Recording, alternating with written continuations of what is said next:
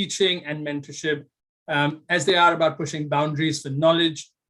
Their students are motivated, compassionate, curious, and open to exploring new and challenging experiences. Today's session is around practical machine learning. We've got Professor Blake LeBaron, who will talk to us about, he's the director of the MSc in Business Analytics at Brandeis. He's a specialist in high technology finance. His research deals with domestic and international finance markets. So many of you who are interested and intrigued with data, today's a great opportunity for you to learn more. We're all living in a heavily data-driven environment with new technologies being utilized throughout the business world.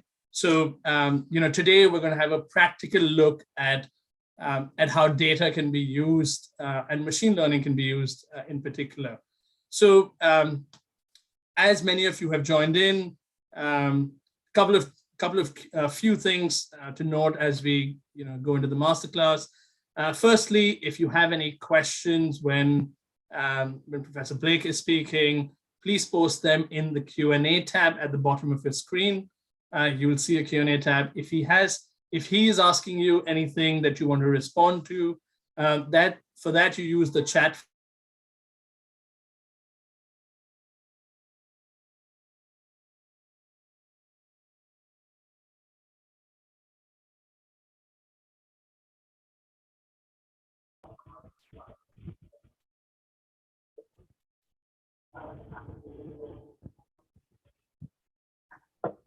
Sorry.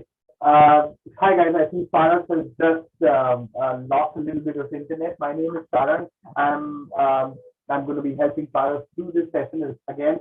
Without further ado, in fact, I'd like to call upon Professor Blake to take us through this wonderful masterclass that he's prepared for us. Professor Blake, whenever you're ready, you can share your screen. And we have about 300 odd wonderful people who are waiting to hear you. Thank you. Okay. Thanks. Thank you very much. Thank you for having me. Let me, as usual, with a brief moment to get my screen up and going here. Here we go. And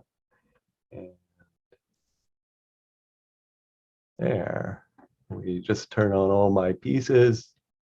All right, thank you very much, and thank you all for coming. Yeah, my name is Blake LeBaron. I have two different roles really here at Brandeis. I am the director of our Masters of Science in Business Analytics program, and I'm also a professor of finance here too. And I thought today, in our brief time, I'll I spend a lot of my time here teaching machine learning, and we'll do sort of a very quick run through of machine learning as sort of a very fast version of my class, and also to give you kind of what I think the current landscape is for machine learning, but as tilted towards the practical applications that I see that my students are doing when they're out in the business world. We'll talk about both sort of super fancy technologies, but also some really practical nuts and bolts. So I think I'd like to today just go through, describe what what is machine learning, some of the applications that I think some of you probably know because these are ones that you have bumped into on a day-to-day basis. What's really new and different about machine learning? Why is it sort of different from tools we've used in the past? I have a quick example of actual problem data set that we use in class from a bike sharing system. And then we'll end with some of the sort of miraculous stuff that comes out of what are known as deep learning networks, which is some of the sort of frontiers of machine learning. Okay, first I'm going to describe machine learning, and sort of by describing it in three comparisons. One, compare it to artificial intelligence, which of course I'll say in a sec is sort of the buzzword that gets thrown around a lot. Second, how does it compare to the bigger area of data analytics? Many of you are interested in data analytics, and I think I'll give you a quick shot of where it fits into that. And then some of you may be trained in econometrics or more standard statistics. It's sometimes said that, oh, machine learning is just econometrics in a different kind of clothing. Well, we'll talk about that too. So here's first, how does it compare to artificial intelligence? Artificial intelligence is kind of a giant buzzword that, like everything these days, is called AI this or AI that. But more formally, I think in the big picture of things, AI really asks the big questions. It always has been a field in computer science asking these big questions about computers and how, when can they take over human tasks? How do they take over human tasks? What is this about? Machine learning, and that's good, and that's fine and thing to look at. I feel machine learning is really about specific tools where computers build up skills from repeatedly looking at data. These are really very data-driven sort of systems. Machine learning is a data-driven kind of thing.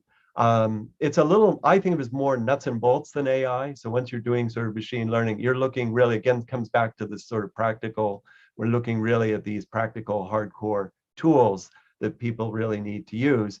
Now, that said, why is AI sort of thrown around as a buzzword these days for almost everything?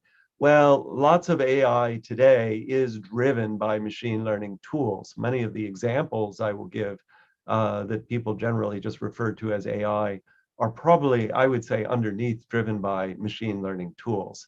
So machine learning, I think, is the nuts and bolts of the, if the AI is the fancy car, machine learning is kind of the, the engine inside it that drives much of it.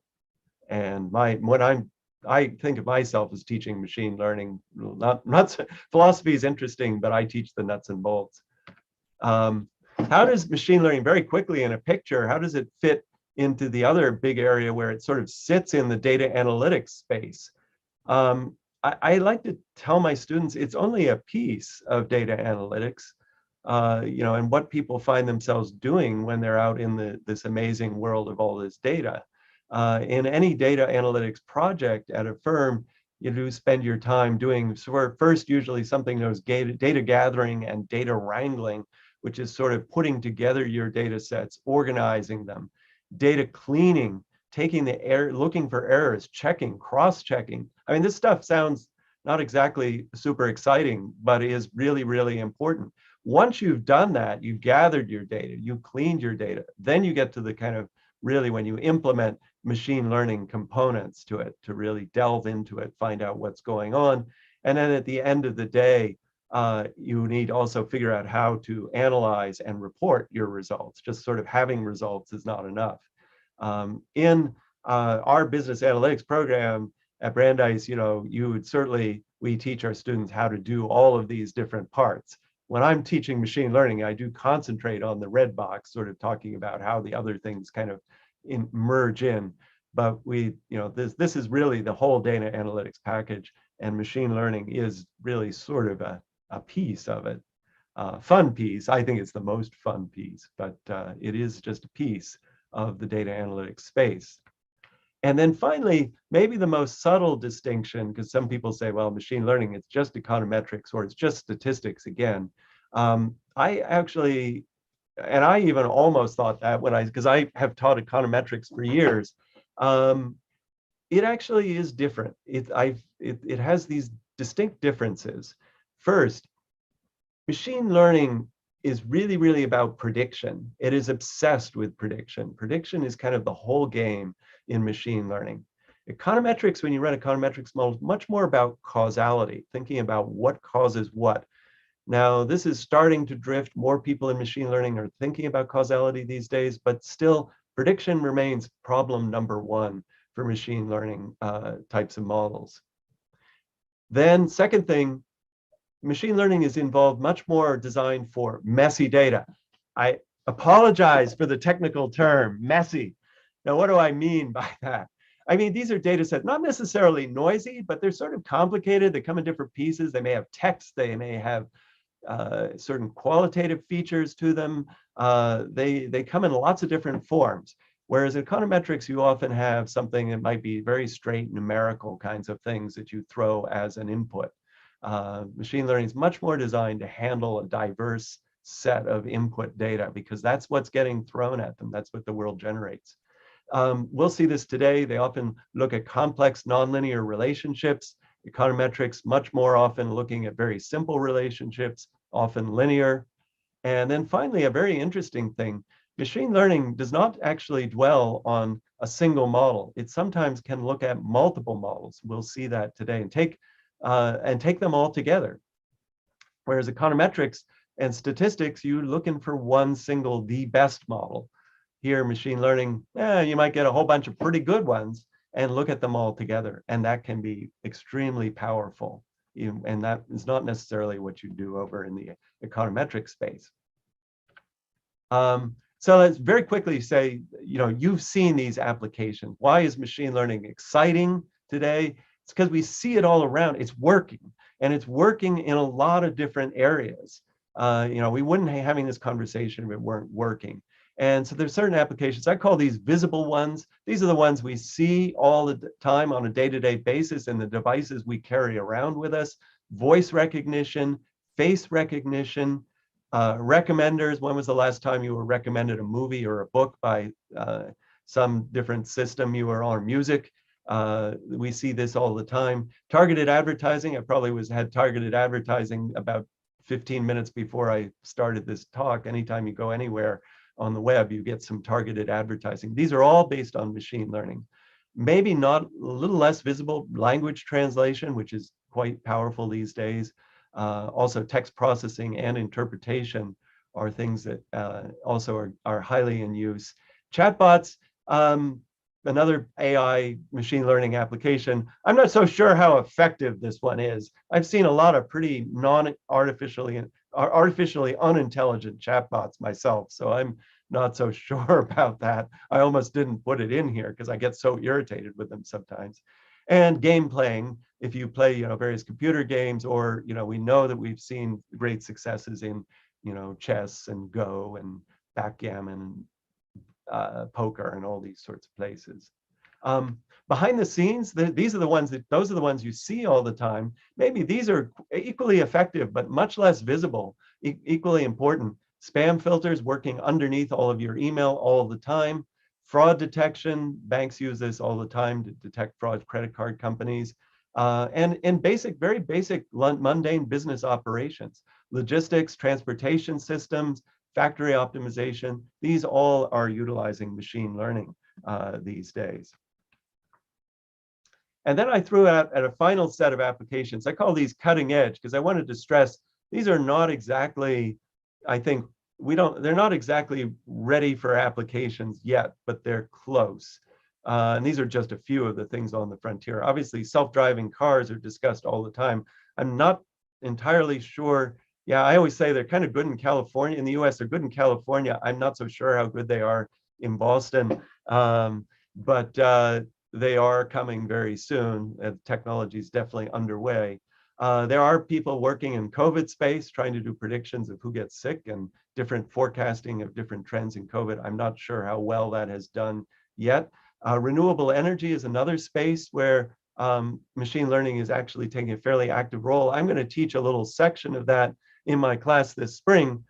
We have a kind of climate change week at the business school, and I'll be teaching a little bit on some applications of machine learning to wind farm technology. And finally, recently, I saw this is a big problem to scientists. Earthquake forecasting, which is a very, very hard problem, is beginning to show some issues that machine learning may be coming to be able to forecast earthquakes. So that's sort of cutting edge applications. There are a lot of these I wouldn't say are quite ready yet. So what's new about machine learning these days is it's been around for a long time. That actually is the sort of boring side. It's been around since the 1950s, incredibly old technology. There's some obvious things. Data, that's sort of obvious. We are living in a world which we are just, swamped with data. All of our sort of systems are generating data. Everything we do leaves traces everywhere. I mean, of course, it's spooky. But for the business side and the machine learning world, the amounts of data these techniques now have access to is just vastly different and just totally different from what it was when the tools were originally developed. Second, compute power. Obviously, sort of obvious. Computers are way faster than they were in the 1950s. 1950s, there were like, in the early 1950s, there were like 10 computers in the world. So compute power is just sort of obvious that we can do things today that we never could have done before. Some people ignore this. They actually stop on those first two, but I think it's pretty clear that we've also boosted our software tools, our software capabilities. Many of the software tools in machine learning, and it's no small contribution, the fact that a lot of this really excellent tools in machine learning are open source software, freely available. We can all take them, download them immediately, and play with them. Major languages like Python, anyone can pull their laptop out, download it, matter of fact, all the tools that I use in class are all freely available. Anyone could just download them anytime, try them out. Inside many of these tools are some truly advanced algorithms that have been computer scientists have been working hard to improve on over the years. So that's another big thing. Even with all of this stuff happening, the very recent things have happened in terms of measuring performance of machine learning algorithms versus humans. And in this dimension, although machines have been sort of catching up at humans, there's some very key areas. I'll just show you one picture of this. This is an image recognition, classic image recognition test, where this is trying to recognize faces out there. And the human level of accuracy, error rate for humans is the dashed line right there. These are years down here, and these are different. Most of these are actually deep neural network, different machine learning tools as they have performed versus the humans here. And you can see the error rates. All we have to do is go back to 2012, which in my book wasn't all that long ago. Error rate for the machine is about 0.25, humans, of course, 0.05. But you see this steadily coming down. And roughly 6 or 7 years ago, computers then superseded the humans in this task. And I could show you a bunch of graphs like this, where in the past 5 to 10 years, machines have superseded, particularly in the image recognition space, but in some other areas too. So the world of sort of machines catching up to humans and overtaking them has been happening in quite a bit in all sorts of different areas. And so in the modern business, machines can be assigned a lot of different tasks that were originally assigned to humans. That really is happening. It is also in many areas, a relatively recent phenomenon. So let's turn to a kind of example. That's sort of the big picture overview of a lot of stuff. But I promised sort of a practical example here. What do I do in this class when I'm teaching? And can I show you some practical examples where some of the things I've already mentioned matter? And this is one of my favorites. This is an example of a data set, a bike sharing data set. It comes from the Washington, D.C. bike share system. They have a bike system. You've probably seen it. I didn't go out and look. I believe in several Indian cities you have this too. I know in the US this is very popular. You rent bikes basically from machines. There's a machine, you swipe your card and pull a bike out, you ride wherever you have to go and drop it back into another machine at the next location. Important thing is all the data is recorded. As I said, many cities have these systems out there. So we have automatically recorded data on the bike share system. I think there are a couple of things why I like this data set. One, I ride bike myself, so that's partially it. But I think it's also got some other reasons why I like this data set. The data set actually is on the, I'll give you the link in a sec to the machine learning repository, which is a machine learning data hub. It's got about 17,000 instances in it, 17,000 different observations. This is not necessarily small. It's also not necessarily super large in the world of data sets. So that's pretty good. And I think this is a kind of example data set that, again, my students see at various businesses. It's not giant. It's not on the kind of Google, Facebook scale of billions of data points. On the other hand, it's not so teeny. out there. And I kind of like that size. The features are kind of complex and sort of messy. There are different temperatures, there's weather information. They're also relatively exogenous, which means they're sort of not under anybody's human control. Many of the features that go in for prediction here are weather related, which in general, at last I checked, we don't really have too much influence on. And also the prediction is really important in that from a business standpoint, it's actionable. It's going to predict how many users there are at, in a different hour, in each hourly realm in each day. And so the bike share system could actually make decisions based on this, moving bikes around, setting up new locations, making sure they have the appropriate supply of bikes in different spots. It's easily believable how this could be used by the business. I also think it's kind of cool. Bike rental is not like a new business. Bike rentals have been around forever. Again, but what's new is that this one just on the side generates data automatically. So that's kind of cool. So anyway, this is picked up, this is from the UC Irvine ML repository. You can just get the data for free. It's hourly. Our target information that we're trying, this is what we're trying to predict, is the total rentals. It's got a bunch of features in it, many. It's got about 40 or so different features, which we'll use to do prediction. Seasons, whether it's a work day, what the weather is, temperature, wind speed, all of these sorts of things. So there are lots of them. And this is typical of many machine learning data sets. They come in different formats. They're, as I said, somewhat messy. We're going to do a kind of machine learning race on this. So yeah, we're going to do some, we have to talk a little bit about models because we're going to try to race a couple models here. Basically 3 different models I want to bring together for a race. One is a standard linear regression, which is going to try to predict our number of bike rentals using a linear combination of those feature variables out there. So like wind speed, temperature, all of those things will go into this model just as a simple linear regression. And we'll just sort of throw that. Now it's purely linear. As I said, one of the limitations of sort of standard econometrics models is they're often linear. This one, we will just entertain a kind of linear structure to that.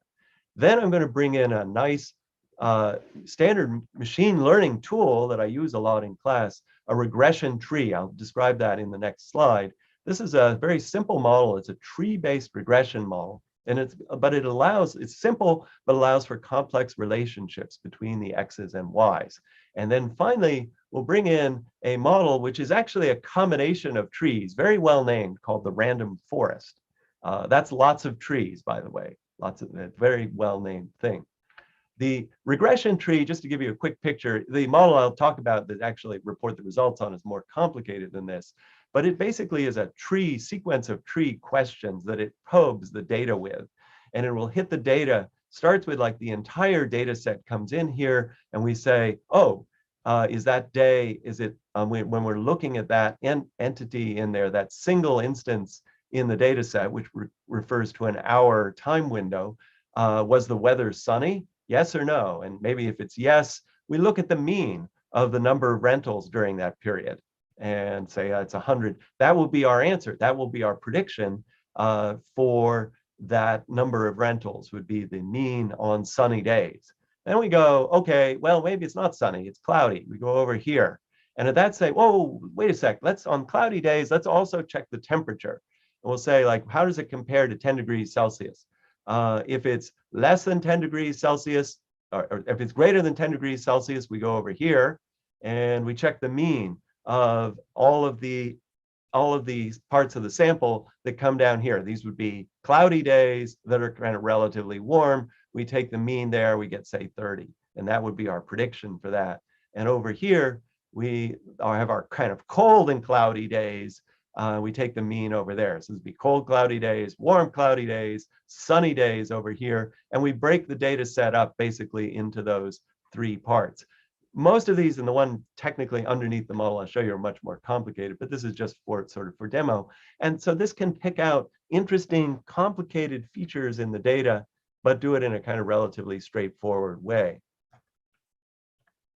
We will evaluate these models, 2 seconds of econometrics. We have to evaluate them using something. we will use a standard econometrics measure to see how they're doing. We'll use a measure known as R², which is really a standard measure of goodness of fit in a model. It's basically the fraction of variability that we're predicting. How much of the variability in the data are we ever able to predict? If you get a 1 for this value, that means you're doing perfectly. You can't do any better. That's absolutely perfect. A 0 is basically as good as just guessing the overall mean. So it's like you just guess this is B. I'm not doing any better than just guessing the mean. That's not so good. And you can actually, in machine learning, do worse than guessing the mean. That would give you a negative value. Well, generally in the results I'll show you, we're between 0 and 1. So 1 is really good. Just keep in mind 0 is roughly pretty mediocre here. All the evaluation, just a slight technicality, is done on test data, which is kind of clean data that the model has never seen before. That's very important. We need to test we will test all of these models on data that it has never seen before. It will be trained and estimated on other data that it has seen. So we train it on one data set and then eventually do our testing on this data that it's never seen before. Lingo-wise, that's sometimes known as a holdout sample. So let's look at our results here. Linear regression over here, R² about 0.57. We go to the regression tree, boom, 8.7. So it way dominates. Right away, the nonlinear patterns in the data become clear. The fancy machine learning tool is way outperforming our linear regression and doing very nicely here. We will just quickly add one last tool, the forest. The forest is part of these model combination tools. Combining models, putting them together can improve forecast. I mentioned that early on as a key part of machine learning. Very useful tool in machine learning. The random forest is one of these tools, and it takes a bunch of trees and it fits them to random subsets of the data. So instead of having one tree, we're now going to have lots of trees all fit to slightly different versions of the data. And then we take our forecast as an average of the forecast across those trees. So I'm taking a whole pile of trees, fitting them to slightly different versions of the data, averaging them. This is kind of completely different from standard statistical modeling. We never sort of thought like, oh, why would it make sense to have a lot of different models at the same time? It does, or at least let me show you whether it does. Here we are. Here's our linear regression, our regression tree, which we had before, and this is the forest over here. Gives us another significant boost here in R², taking our R² very high, up to about 0.94. So we're starting to push the region of 1.0, where we would get a perfect out there. So note that that's our sort of this model turns out to be an excellent and very, very robust model, actually, by the way, in a lot of different situations in machine learning, with moderate sized data sets, with kind of messy inputs that have a lot of things going on. I use it a lot, and definitely in my class teach this a lot.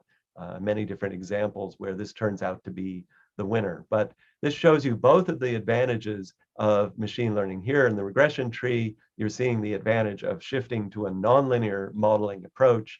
And in the forest, you're seeing the added benefit of entertaining multiple models at the same time. Very, very powerful. So two of those things that I mentioned early on in the talk, giving you much higher, better performance here.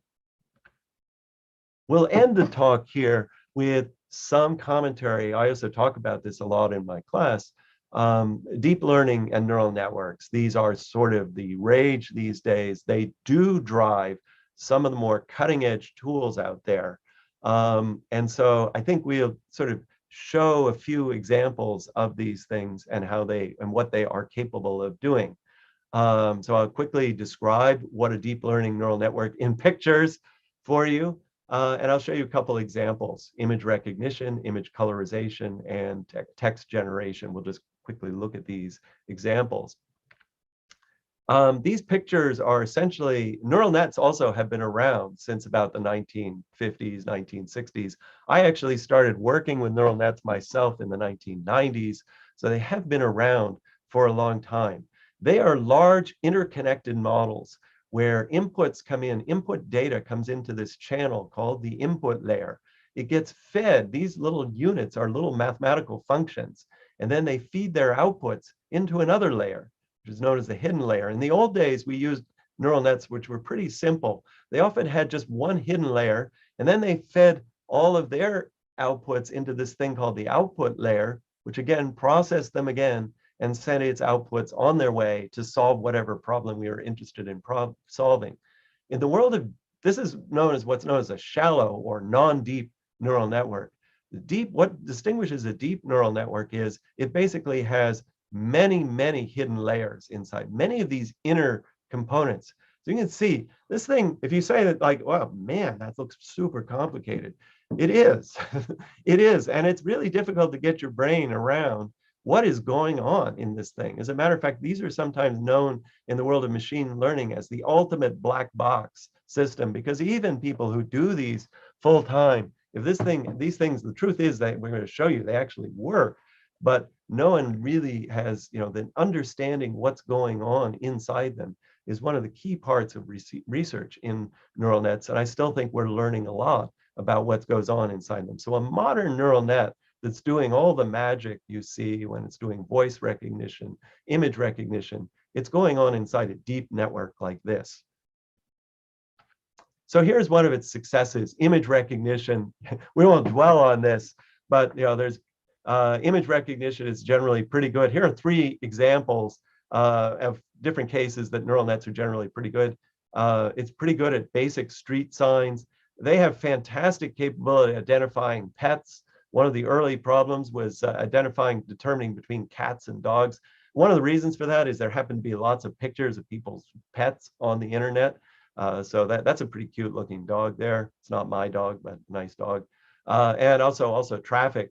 Here's a fire truck out there that it was able to identify. So it has been, as I showed you earlier, quite successful.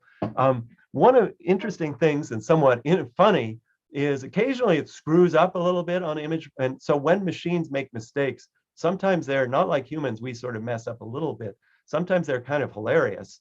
Here are 3 mistakes. One, it sort of thought this was a crossword puzzle. That's kind of maybe forgivable because, yeah, it kind of looks like a crossword puzzle. Maybe you could kind of see that. Gets worse over here. I thought this was an armadillo. Well, to me, I don't know about you, but that's just randomness. But occasionally it pops up being very sure about random stuff. And over here, it thought that was a power drill. I don't know where it got that one from. Machine learning can make, there are some puzzles out there. My favorite one is this. People work hard to try to really confuse and think about this one before you get in a self-driving car. This is a real image, of course, of a stop sign. It was modified not by machine, but by people putting stickers on it, which is quite common here. People are putting some political stickers on the stop sign. It threw off the machine learning system because it thought that this sign said speed limit 45. So anyway, when you get in a self-driving car, think about that a little bit. That last one was generated actually by modern system known as adversarial learning. This is systems, there are machine learning neural net systems that are trying to design to fool other machine learning systems. They set up learners that are designed to build examples that fool the primary recognition system. So this could be in face recognition, street signs. Cybersecurity is a big place where there's a base system classification model, and then there's another neural net that fights with it. They basically fight with each other. This one tries to fool that one into generating examples that get this one screwed up. And you can see how that might have applications, particularly in cybersecurity. You have someone trying to break into a system and then maybe a system trying to do defenses. It's also been very popular recently. People show face recognition systems. The generator system is eventually then becomes a very intelligent system for generating fake versions of faces. So it generates faces that no one has ever seen before. Very entertaining. Colorization, another big system that they do. This is a black and white image. There's a big neural net trained on lots of colors out there. It then tried to colorize this way. It took this image, threw in colors. This is the actual color image here. So you can see it did pretty well. Actually, I tell you a 2-second story on this. When I was out looking for colorizing pictures, I discovered on the net, there's like amazing number of services out there on the web ready, all ready to colorize all your pictures for you. Send your pictures in, they will colorize them for you. So this industry is, of course, not just theoretical, it's well on its way. And people are, used to spend, people, artists and stuff would spend hours and hours colorizing images out there. Now it's done by machine, and it's a very successful part of the machine learning world. Finally, text, a big area of machine learning, much of it done with neural networks. There are lots of different systems out there reading text. Of course, the internet is loaded with textual examples. This is one of the more advanced ones, a very recent system known as GPT-3. And it was developed by a company called OpenAI, and it is a large, deep neural network. I just thought to give you an idea, it actually has 775 billion parameters in it. So imagine running, if you've ever run a regression, you have like 4 or 5 coefficients. Well, this one's got 175 billion. It was actually asked to write an op-ed for the Guardian newspaper. This is just the first paragraph of it. It has been trained by just reading English text out there on the net. You sort of prompt it, ask it for a little bit of stuff, and it wrote this: I'm not a human, I'm a robot, thinking robot, blah, blah, blah. I use 12.12% of my cognitive capacity. I'm a micro robot. I know that my brain is not a feeling brain. I won't bother reading it, but it's capable of. Anyway, it's a kind of reasonable paragraph here, totally machine written. I actually wrote a whole op-ed, not done by humans. It was edited lightly by the Guardian, but not too intensely. So this is able to do really pretty good text generation. It can do this in multiple languages. Obviously, I thought about doing a Google Translate example, because of course we've had Google Translate around for a while, but I thought this was kind of more fun.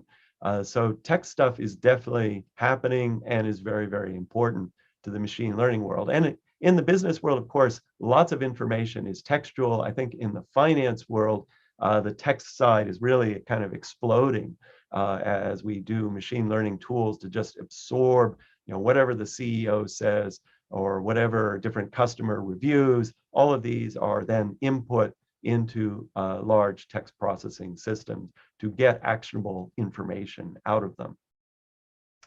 Okay, that kind of brings me to the close. I'll open up soon for some questions, but I just wanted to summarize here.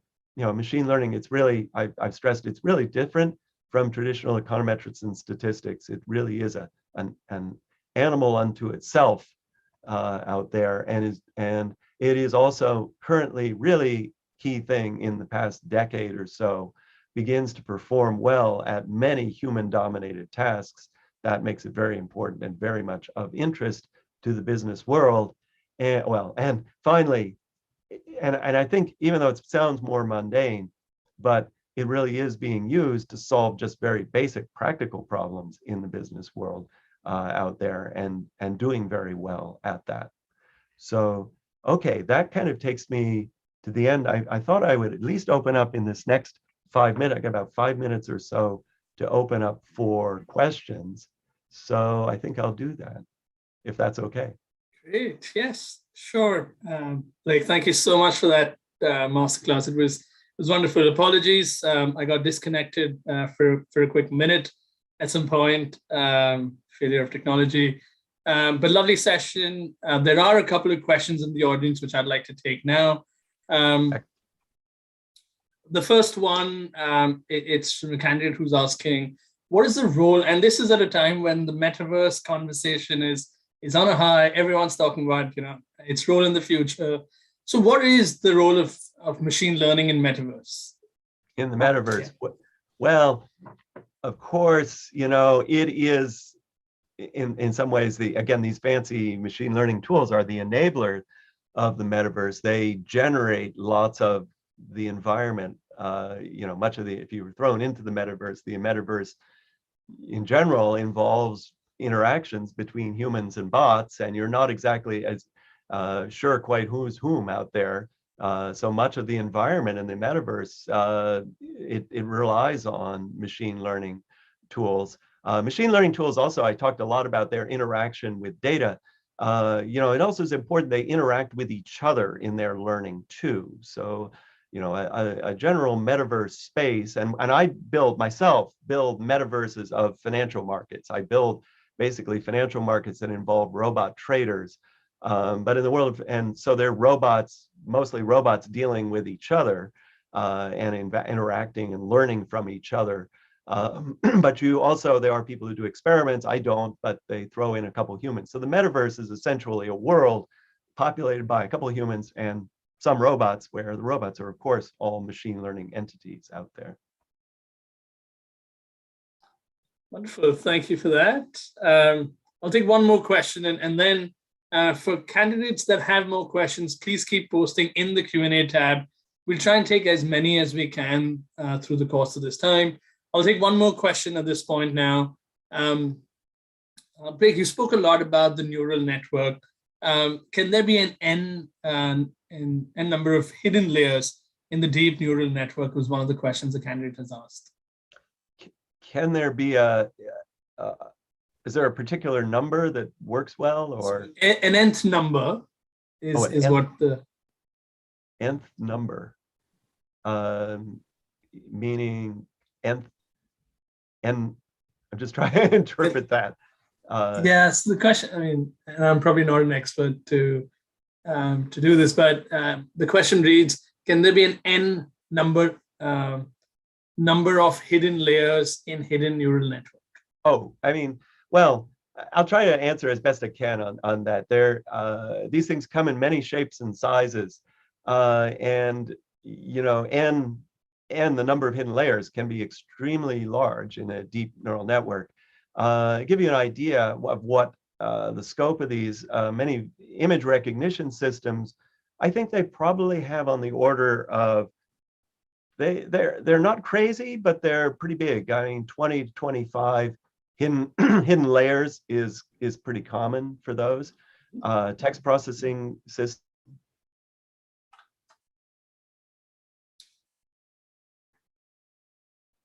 I think we lost your audio, Blake, sorry. Still here. Yes, you're back now. Yeah. Okay. No, it's just, I think reasonable numbers for the ones that are actionable or used is around 20 or so, 20 in the range of 20 to 50, maybe, for these things. And image recognition around 20. Now that's already, just keep in mind, that's a pretty big model. And so as they get the modern, and they're very dedicated computer systems that are sometimes required to train these bigger networks, because they're already, if you did that drawing out with 20 hidden layers, that is a pretty big object. Wonderful. I'll take one more question because there's quite a few coming in. There's one, again, from a student that says, how will machine learning be beneficial in terms of education and providing a more immersive online learning experience potentially in the future? Yeah, that's a great question. Obviously, you're talking about my business. I think it's not quite there yet, but it's going to be sort of more effective soon. I think we will be using AI tools as I mean, obviously hope to not get totally replaced myself, but the world in which I have AI tools as assistants, potentially get ready reading students' papers and potentially grading them. And I'm not sure yet whether they will do, how much they will do of lectures, but they may be writing problem sets. Another thing that they probably, many of those would be the realm of what a sort of teaching assistant does these days. Maybe handed over, and that would enable more online classes, because the computer doesn't need to go to class, and hopefully, and then a lot more back and forth with students. The students have then a lot of back and forth with a machine. Now, will they get, as like anything else in this world, how will students react to that? How will faculty react to that? Is interesting. My experience, again, I throw out my experience with chatbots has not been that effective yet. I find it still, there's a lot of times I'm at customer service trying to get to a human. And so, but I could see it being very, I think it'll be very effective, at least in the sort of as a professor or teacher's sort of near assistant. So then you can sort of handle larger numbers of students, maybe. Lovely. For all the candidates listening in, please keep posting your questions. We will take more questions. I will stay around. I'm not going anywhere. I will mute, but I won't go anywhere. Thank you so much for that. I appreciate that. We're going to run a couple of polls at this point, one of which we were planning to run at the start. We'll bring up the first question on your screens. You have to pick a choice out of the ones that you see.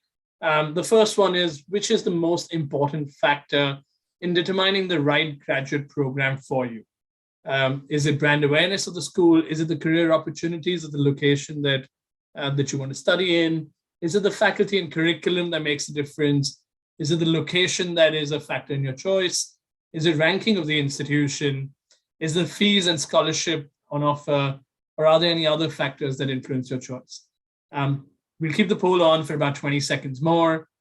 If you can quickly choose the option that most resonates with you, which is the most important factor in determining the right graduate program for you? Brand awareness, career opportunities, faculty and curriculum, location, ranking, fees and scholarship, or something else. Quick countdown. 9, 8, 7, 6, 5, 4, 3, 2, 1. All right, let's see what kind of response we've got at this point. Overwhelmingly, 71% of you have said career opportunities drives your key decision making.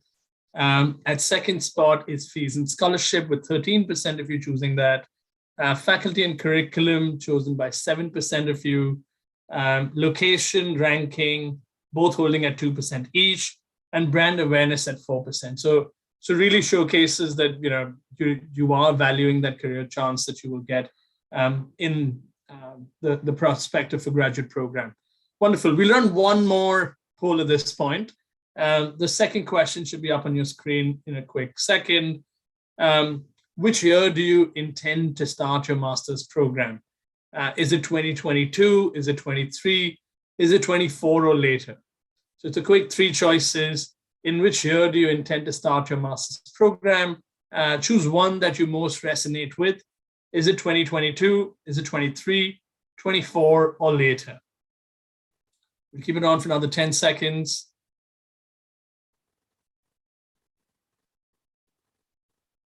Okay, last 5 seconds. In which year do you intend to start your program? Let's see what the results look like.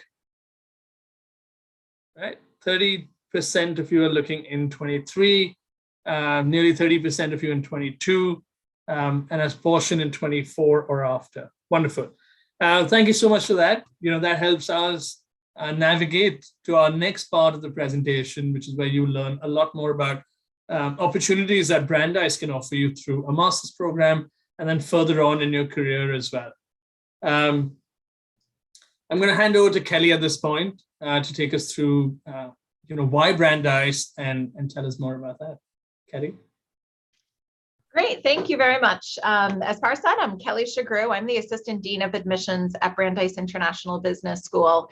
I'll spend the next 5 to 10 minutes giving you an overview about Brandeis International Business School, and certainly will stay for any questions that are perhaps specific to our process or anything about our institution.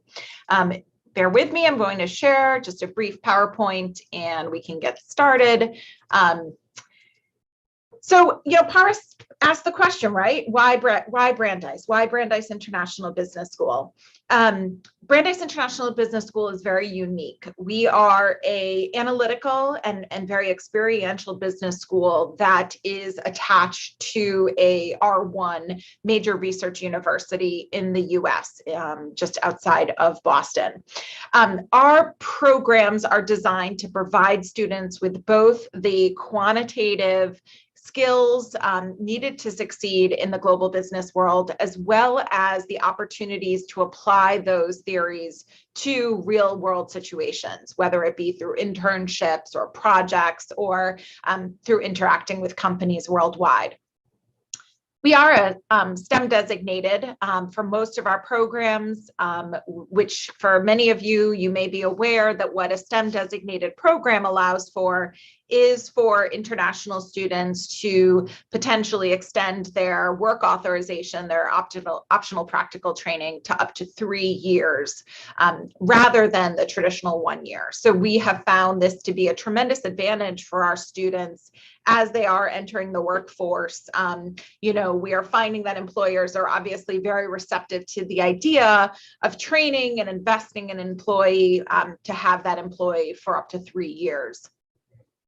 As I mentioned, we are located just outside of Boston. We are in a suburb called Waltham, which is right along a train line right outside of Boston. So it's a perfect location between providing a very traditional, college campus, greenery, having the ability to have a little bit more affordable cost of living, but having the accessibility of Boston. So being able to take the train right into Boston for company visits, for internships, networking. It is a really supreme location in that sense. As many of you are aware too, Boston is a home to not only pharmaceuticals, but fintech companies, innovation, finance, healthcare. So it is a major hub for a number of multinational organizations. I talked a little bit about the real world experience. Our students and the majority of our programs require some type of practical experience, an internship, a field project, which is an opportunity to serve as a consulting role for a company. These are experiences where students will work with a faculty as well as other students on their team to solve a problem for a real company. It could be based in areas such as analytics or marketing or finance or research, but essentially working to help this company, solve a problem with the team members and then present that result to the client. So this is a very valuable opportunity for students to get connected and have the experience of working with a company, certainly while under the guidance of a faculty member. Brandeis and the business school has a very robust alumni network. As you're considering graduate programs, think about, the connections that you're going to be building both within the program as well as afterwards. Our alumni are global.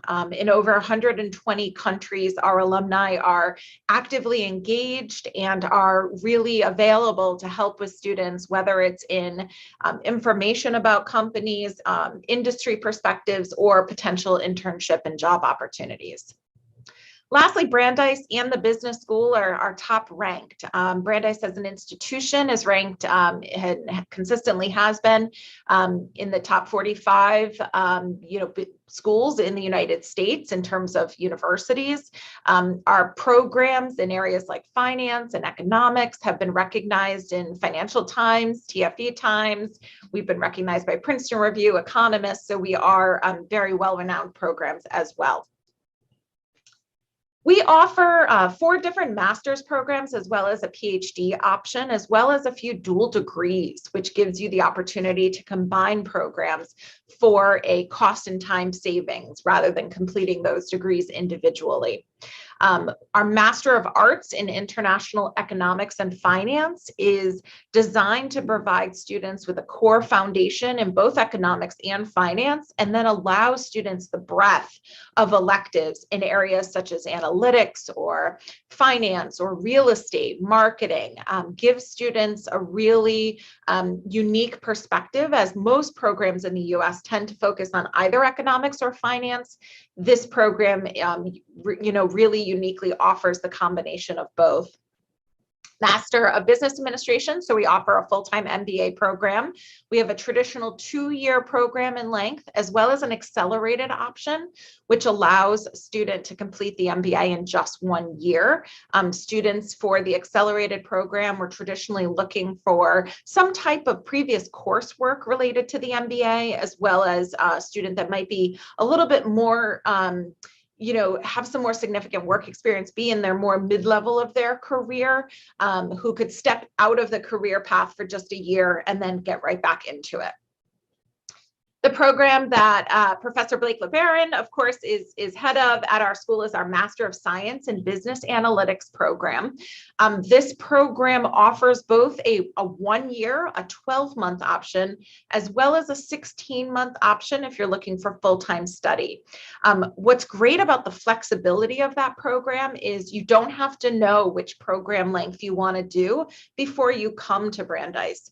You would work with your program advisor, your career coach, with Professor LeBaron to determine if moving through the program at an accelerated pace is best suited for your professional interests, or if the 16-month program, which allows for a full-time internship, gives you more time in the program to explore your career options. So that is something you can decide once you're here. The Master of Science in Finance is our final master's program. This program, similar to the MSBA, offers a 16-month option where students will pursue the program over 3 semesters, as well as includes a semester study or a summer study in an internship or field project. These programs, as I mentioned, are STEM designated within the MBA. We offer 2 concentrations, both finance and data analytics are STEM designated. So just by completing these areas, you do receive that STEM certification. As I mentioned, we have a few dual degrees, so opportunities to combine some of our masters, an MSBA MA, or an MSBA MBA, or an MSF MBA. Again, great flexibility in either deciding if you want to pursue that program up front, or certainly something that you can think about once you're here. And then lastly, we do have a PhD as well in international economics and finance.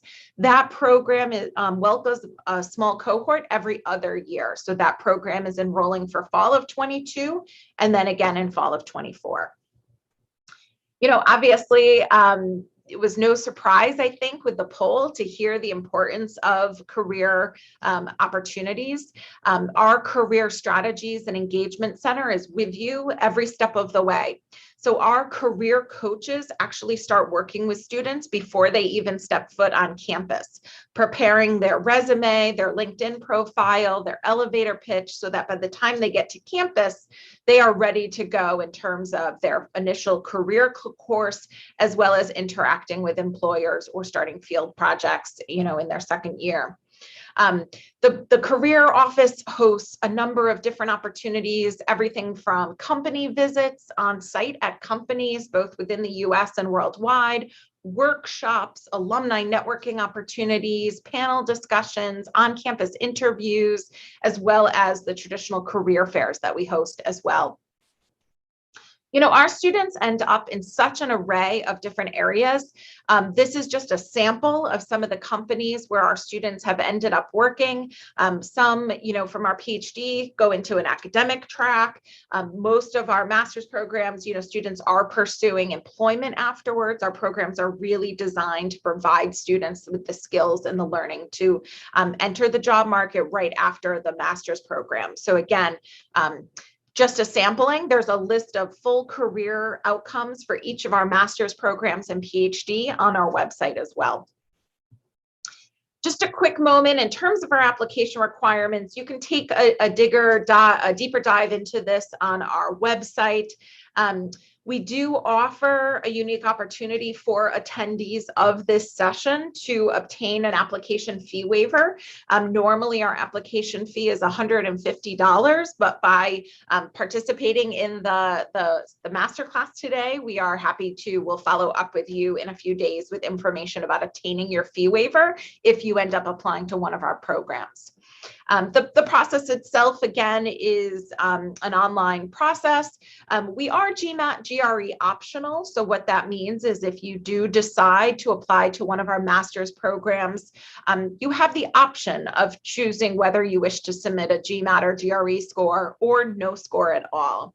So as a test optional school, we will certainly consider that test score if you choose to submit it. Otherwise, we will certainly review your application without that score. I would say the other thing to note is just that our MBA is traditionally looking for students who have at least 2 years of full-time work experience. We will consider students with under 2 years if they do have rather significant internship experience.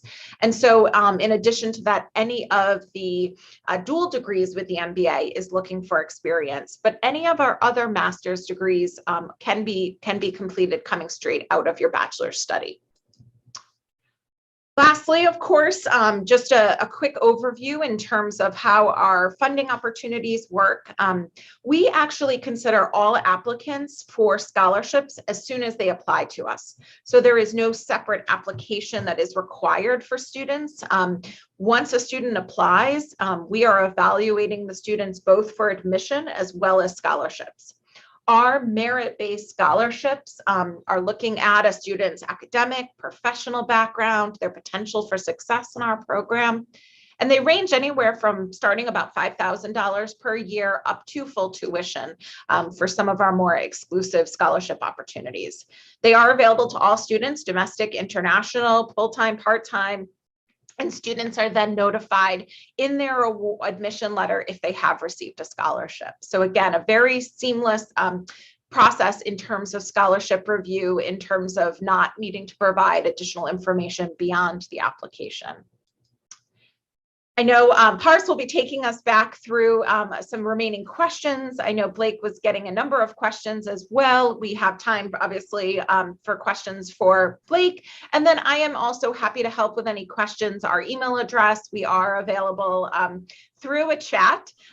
You know, Blake, I think, pointed out the frustration of sometimes getting those chat bots. You are happy to know that if you do chat with us during our working hours of 9 a.m. to 3 p.m. Eastern Standard Time, you will be chatting directly with either myself or another member of my admissions team. So no robots there. So thanks very much, Paris. I'll turn it back to you.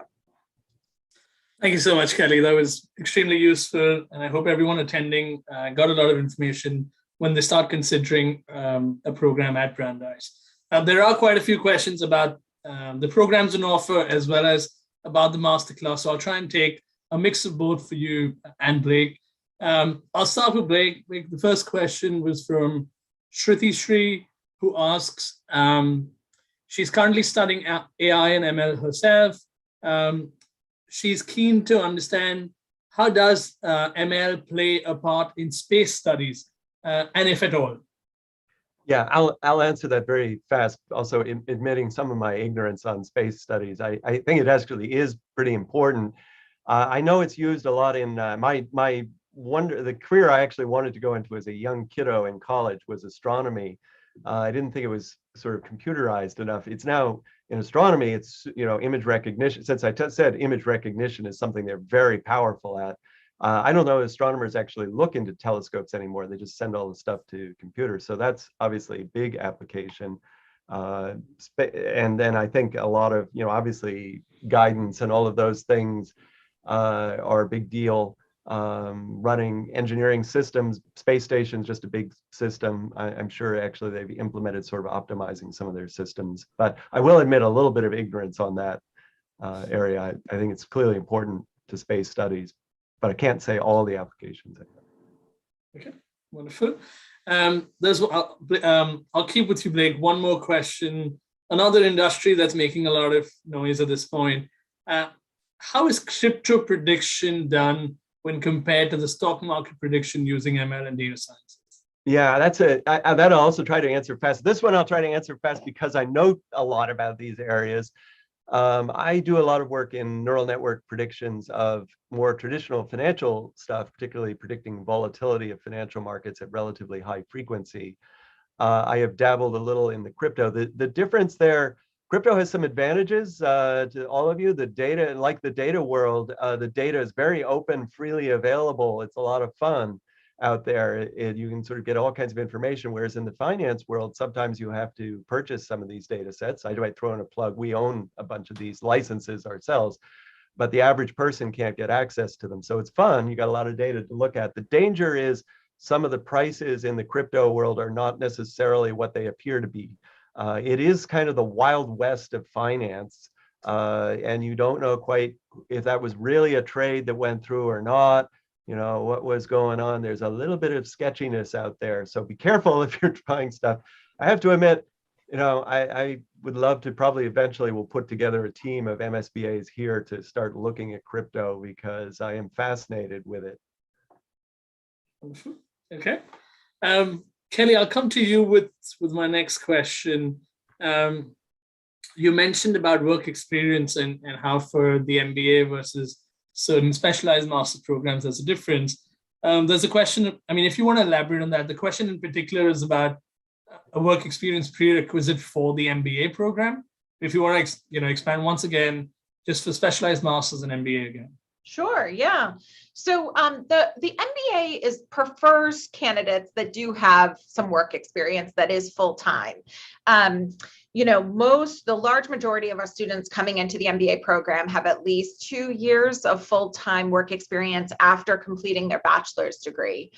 We will on occasion consider an applicant without 2 or more years of experience if perhaps maybe during their undergraduate studies or prior to joining their undergraduate studies, they were involved in significant internship experiences, perhaps demonstrate exceptional work in, again, a particular field. But for the most part, the MBA obviously draws from the talents of the peers in the program as well. And I think the importance of that is that students coming into the MBA program can use the information provided to them in the classes to be able to apply it to real world experience. So it is important to have had some of that experience.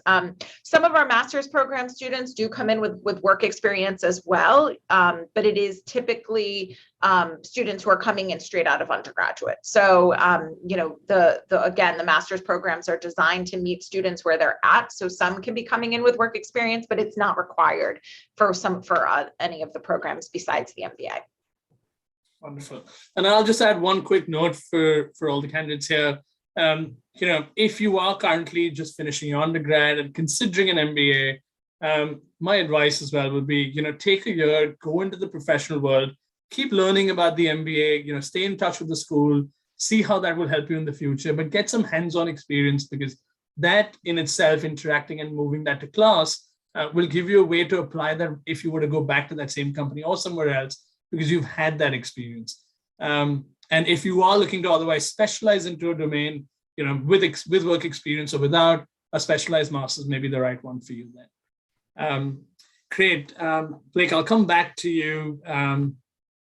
There's a question about this is from Atharva. He says, is it possible to make a program that can caption images automatically by using neural networks? Yeah. Thanks. Glad you asked me that question. I wanted to do the quick answer on that because I'm fascinated with things that are easy for humans and not so easy for machines. As last I knew, that problem actually is pretty hard for machines. They are not so good in terms of hand it a picture and have it describe the picture in a caption.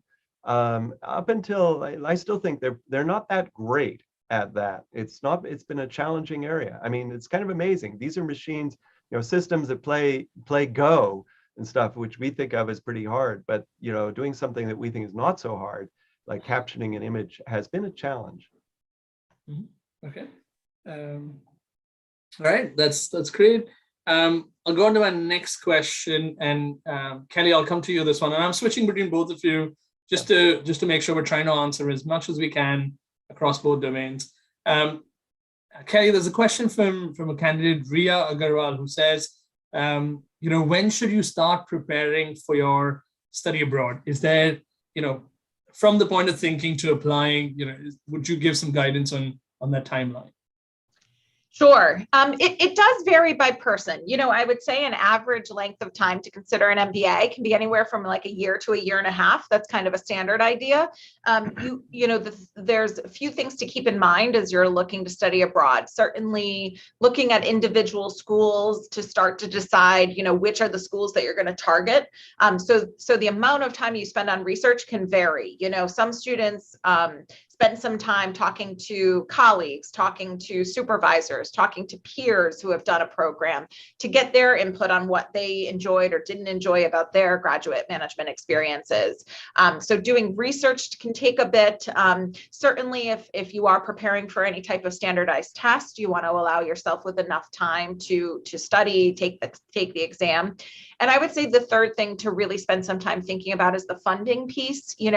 Obviously, as I talked about, there's a number of scholarships available, as well as loan options, in India, potentially through the country or through, private loans, things like that. But you really want to understand sort of how do you anticipate funding this, whether it's through personal funding or sponsorship or hopefully scholarships in some way. But these are some of the things that can take a little bit longer. And so you need to kind of start thinking through your time frame. So again, on average, I would say that's generally about a year to a year and a half. Wonderful. And in a similar breadth, there's another question from 𝗀𝗽𝗲𝗿 who asked a previous question too. She says, and I'll probably reframe this slightly, as a candidate who may be considering multiple options of programs, even at one school, how do you really choose the right program out of the bundle of options that you have? And then, for that, how do you, what do you as someone on the administrative side look for in a candidate when you evaluate that? Sure. So in terms of I'll take the second one. In terms of what we're looking for, I think it really is looking for a student who is a right fit for a program. And so it can be that, obviously the academic success is key. We have to be able to look at a student's background.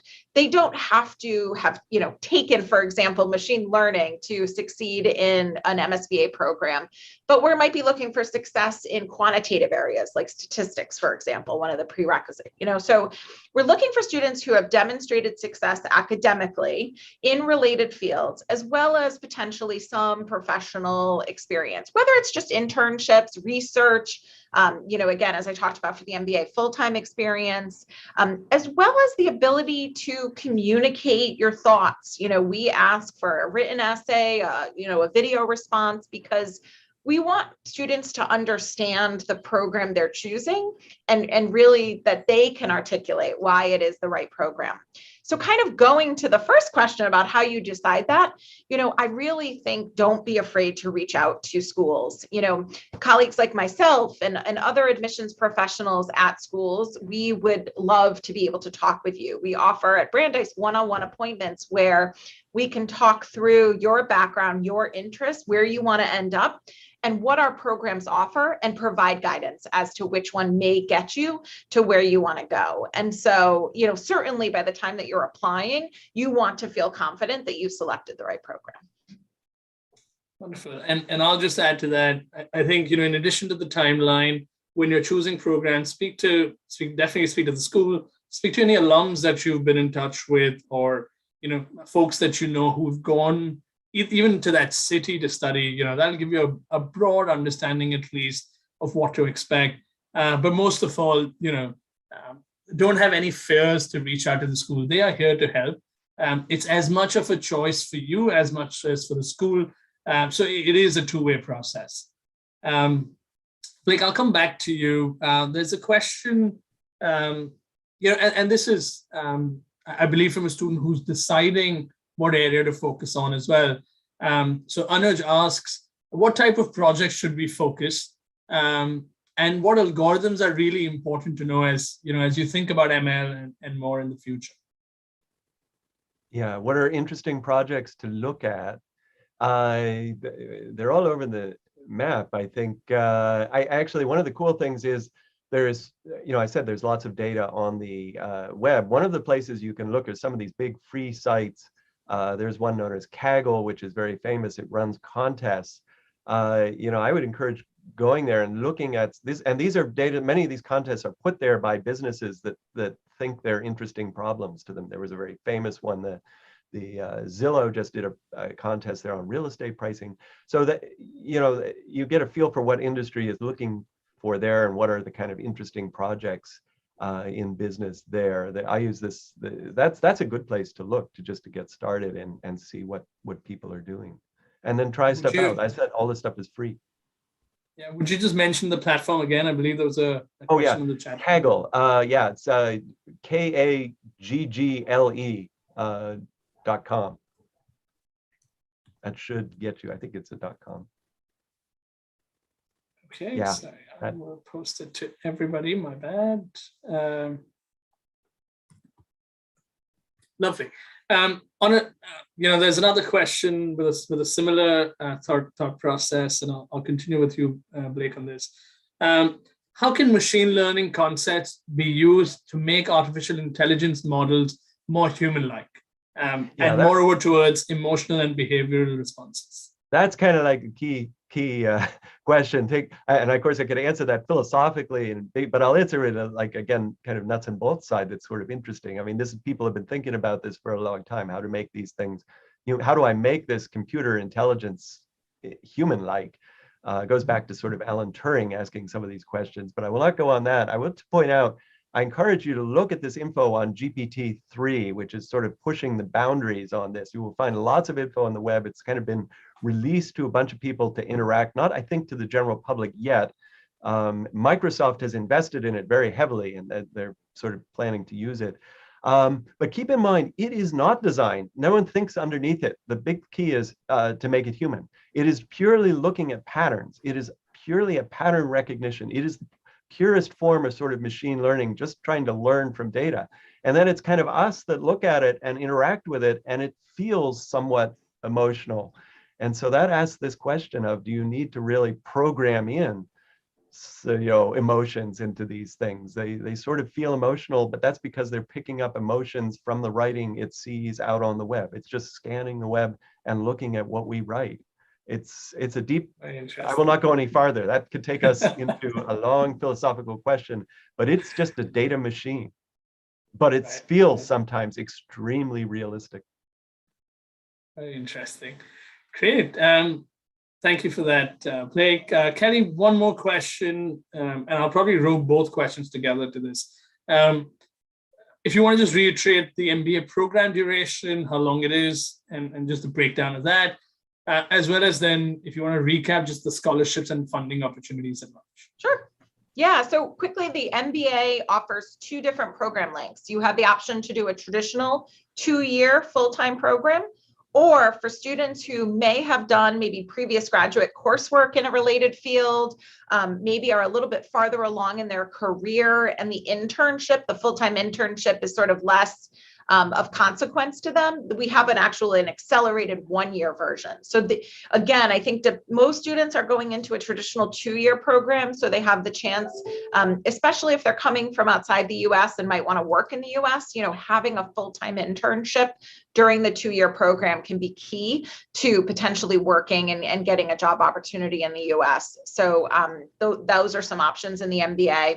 Regarding scholarships, again, at Brandeis, it is automatic. So students don't have to apply separately for any scholarships. As long as you apply to our program, any of our masters or the PhD, you're automatically considered for any possible funding opportunity.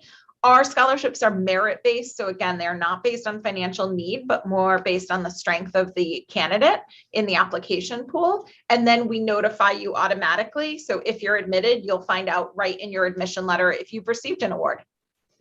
Okay, wonderful. With that, I think we've covered all questions today. I want to take a moment to thank you both for being so patient and being with us for a longer than planned duration. We hope you found it as exciting as we did. Thank you to all the candidates who are here. We hope this helps you in that decision-making journey to the right program and career in the future. Thank you all. That's all from our side for today. And for candidates, one last note before I forget, do look out for the application fee waiver that you will get from Brandeis if you're interested to apply for this fall or going in the future, and do stay connected with the school for any further questions. Thank you, Blake. Thank you, Kelly, for your time this evening. Thanks very much. Thanks very much. Bye-bye. Great. Thank you.